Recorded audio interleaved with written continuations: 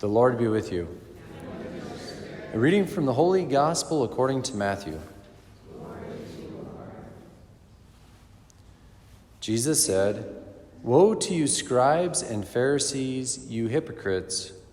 You are like whitewashed tombs, which appear beautiful on the outside, but inside are full of dead men's bones and every kind of filth. Even so, on the outside you appear righteous, but inside you are filled with hypocrisy and evil doing. Woe to you, scribes and Pharisees, you hypocrites! You build the tombs of the prophets and adorn the memorials of the righteous. And you say, if we had lived in the days of our ancestors, we would not have joined them in shedding the prophets' blood.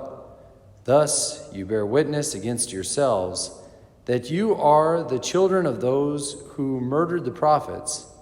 Now fill up what your ancestors measured out." The Gospel of the Lord. Praise to you, Lord Jesus Christ.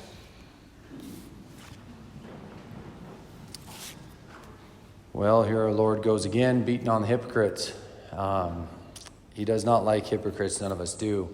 As I mentioned before, the saints are not hypocrites, right? They're totally transparent. Today, St. Louis, who we celebrate today, is just a shining example of that. And the saints, they show us that really the antidote to hypocrisy is humility. Okay, hypocrisy thinks a lot of oneself, puts on a facade in front of others. So even the word itself comes from hypocrisy. The word itself comes from the Greek word for actor, and actors used to wear a mask that was a facade for, their original person. So they were acting as someone who they weren't, right?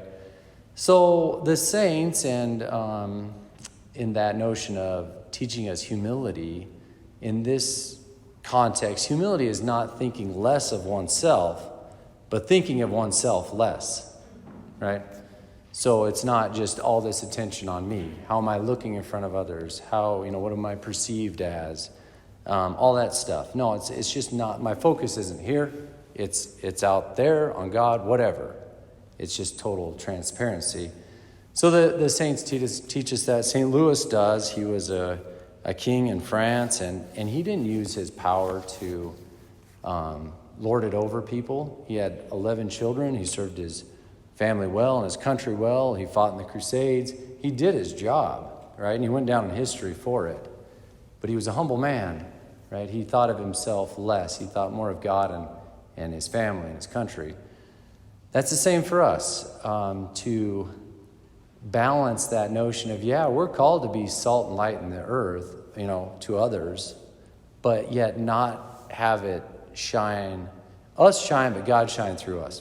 It's a delicate balance that the holy ones of God had figured out. You and I too get to work on this dynamic. And I think one way that can help us is just watch how much we use the word I.